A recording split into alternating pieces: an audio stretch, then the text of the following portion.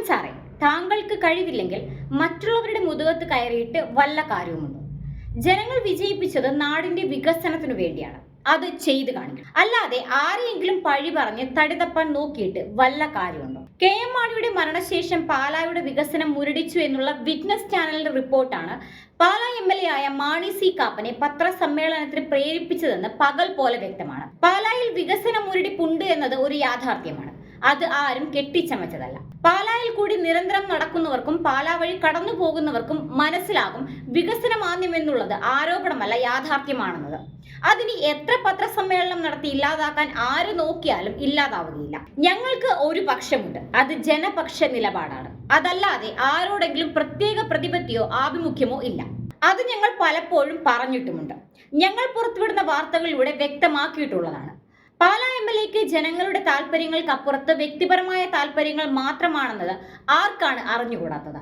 അദ്ദേഹത്തിന് കേസും ബിസിനസ്സും മേഘാലയയിലെ കൃഷിയും കഴിഞ്ഞിട്ടേ മറ്റെന്തുമുള്ളൂ. അവിടെയാണ് ഞങ്ങൾക്ക് അഭിപ്രായ വ്യത്യാസം. MLAക്ക് കഴിവില്ല എന്നതിനേക്കാൾ ഇതൊന്നും ശ്രദ്ധിക്കാൻ സമയമില്ല എന്നതാണ് സത്യം. അത് ജനങ്ങൾ തിരിച്ചറിഞ്ഞതിന്റെ ജാള്യത മറക്കാൻ മറ്റൊരാളെ പഴിചാരുന്ന സമീപനം ശരിയാണ്. പാലായ്ക്ക് ഒരു ചരിത്രമുണ്ട്, ഒരു പാരമ്പര്യമുണ്ട്, ജനങ്ങൾ കണ്ടു വളർന്ന ഒരു ശൈലിയുണ്ട്. കെ എം മാണി എന്ന മനുഷ്യൻ തന്റെ ആയുസിന്റെ മുഴുവൻ സമയവും ഒരു മണ്ഡലത്തിന് വേണ്ടി പ്രവർത്തിച്ചു എന്നുള്ളത് കേരളം അംഗീകരിക്കുന്ന സത്യമാണ്. അത് പകൽ പോലെ വ്യക്തവുമാണ്. അദ്ദേഹത്തിന്റെ നിഴൽ പോലും ആകുവാൻ ആർക്കും കഴിയില്ല. പക്ഷേ നിഴൽ പോലും ആകുവാൻ പരിശ്രമിക്കാതെ ഭള്ളു പറച്ചിൽ ശീലമാക്കുന്നത് നന്നല്ല. കെ എം മാണി കൊണ്ടുവന്ന പല പദ്ധതികളുടെയും പിതൃത്വം ഏറ്റെടുത്തുകൊണ്ട് പലതവണ താങ്കൾ രംഗത്ത് വന്നിട്ടുണ്ട്.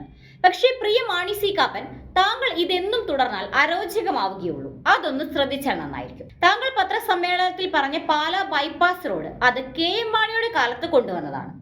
ആ റോഡിന്റെ ഒരു ഭാഗത്ത് ഓമന പേരിൽ അറിയപ്പെടുന്ന കുപ്പിക്കഴുത്തുണ്ടാക്കാനുള്ള കാരണവും കാപ്പിൽ കുടുംബക്കാർ തന്നെയായിരുന്നു. അതിന് മറ്റാരെയും കുറ്റം പറഞ്ഞിട്ട് യാതൊരു കാര്യവുമില്ല. കെ എം മാണിയുടെ കാലത്ത് കൊണ്ടുവന്ന കിലോമീറ്ററുകൾ നീളമുള്ള ബൈപ്പാസിന്റെ ഒരറ്റത്തെ കുപ്പിക്കഴുത്ത് വീതി കൂട്ടിയതാണ് MLAയുടെ വികസനം എന്ന് പറയുന്നത്. ഇത്തരത്തിൽ അവകാശവാദങ്ങൾ ഉന്നയിക്കുന്നത് വളരെ ബാലിശമാണ്. MLAക്ക് കഴിവുണ്ടെങ്കിൽ ഏത് അശരീരി നോക്കിയാലും ഒരു വികസന പ്രവർത്തനവും തടയുവാനോ തടസ്സപ്പെടുത്താനോ സാധിക്കില്ല. അല്ലാതെ സ്വന്തം വീഴ്ച ഏറ്റുപറഞ്ഞ് വെറുതെ പൊതുജന മധ്യത്തിൽ അപഹാസ്യനാകരുത്. കെ എം മാണി ഉണ്ടായിരുന്ന കാലത്ത് പാലാക്കാർക്ക് വികസനം എന്നത് അവർക്ക് തൊട്ടറിയുവാൻ കഴിയുമായിരുന്നു. കെ എം മാണി ഭരണപക്ഷത്താണെങ്കിലും പ്രതിപക്ഷത്താണെങ്കിലും പാലായ്ക്ക് വേണ്ടിയുള്ളത് വാങ്ങിച്ചെടുക്കുമായിരുന്നു. ഇവിടെയാണ് താങ്കളെ പാലായിലെ ജനങ്ങൾ വിലയിരുത്തുന്നത്.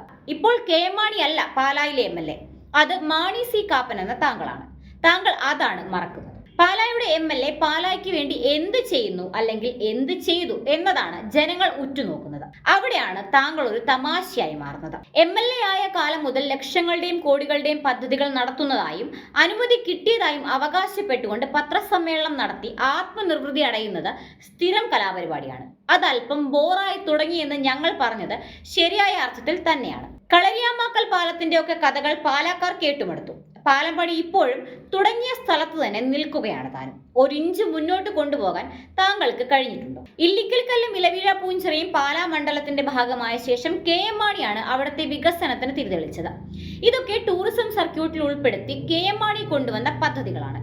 ആ പ്രോജക്റ്റിന്റെ ബാക്കി ഭാഗമാണ് നടപ്പാക്കിയതും നടപ്പാക്കിക്കൊണ്ടിരിക്കുന്നതുമായ വികസന പ്രവർത്തനങ്ങൾ. കൂടാതെ അവിടേക്കുള്ള റോഡിന്റെ വികസനത്തിന് ജോസ് കെ മാണി MP ആയിരുന്നപ്പോൾ കേന്ദ്രത്തിൽ നിന്നും കൊണ്ടുവന്ന ഫണ്ടുകളും ലഭ്യമാക്കിയിരുന്നു എന്ന സത്യം മറയ്ക്കുവാൻ ആർക്കാണ് കഴിയുന്നത്? പാലായുടെ ഹൃദയഭാഗത്ത് സ്ഥിതി ചെയ്യുന്ന അത്യാധുനിക രീതിയിൽ പ്രവർത്തിക്കുന്ന ജനറൽ ആശുപത്രിക്ക് വേണ്ടി MLA എന്ന നിലയിൽ എന്താണ് ചെയ്തതെന്ന് വ്യക്തമാക്കുവാൻ താങ്കൾ തയ്യാറാകണം. 2000-ലധികം കുട്ടികൾ പഠിക്കുന്ന പാലാ മണ്ഡലത്തിലെ വലവൂരിൽ പ്രവർത്തിക്കുന്ന IIIT പറ്റി കഴിഞ്ഞ തെരഞ്ഞെടുപ്പ് കാലത്ത് താങ്കൾ പറഞ്ഞത് അത് പട്ടിക്ക് കിട്ടിയ മുഴുവൻ തേങ്ങയാണെന്നാണ്. ഇത്രയും വിവരശൂന്യമായി പറയുവാനും പ്രതികരിക്കുവാനും താങ്കൾക്ക് മാത്രമേ കഴിയൂ. MLA എന്ന രീതിയിൽ വികസന പ്രവർത്തനങ്ങൾക്ക് ശ്രദ്ധ കൊടുക്കുന്നത് പാലാ ടൗണിലല്ല, ഗ്രാമീണ മേഖലയിൽ ഒട്ടാകെ എന്നാണ്. എന്നാൽ ഈ പറയുന്ന ഗ്രാമീണ മേഖലയിൽ ഒരിടത്തും അങ്ങ് പറഞ്ഞ രീതിയിലുള്ള ഒരു വികസനവും കാണാൻ പാലാക്കാർക്ക് സാധിച്ചിട്ടില്ല. അങ്ങയുടെ മനസ്സിൽ വികസനം എന്ന സംജ്ഞ കേവലം പത്രസമ്മേളനത്തിൽ കോടികളുടെ കണക്കുകൾ പറയുന്നത് മാത്രമാണെന്ന് ആർക്കാണ് മനസ്സിലാകുക? പാലാ കഴിഞ്ഞ 5 വർഷക്കാലം പിന്നോട്ടാണ് യാത്ര ചെയ്തത്.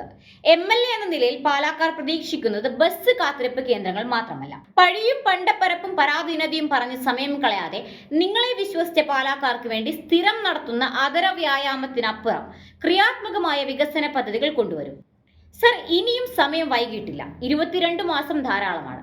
തെറ്റുകൾ ചൂണ്ടിക്കാണിക്കുമ്പോൾ അതിനെ വികാരപരമായി കാണാതെ വിവേകപരമായി ചിന്തിക്കും.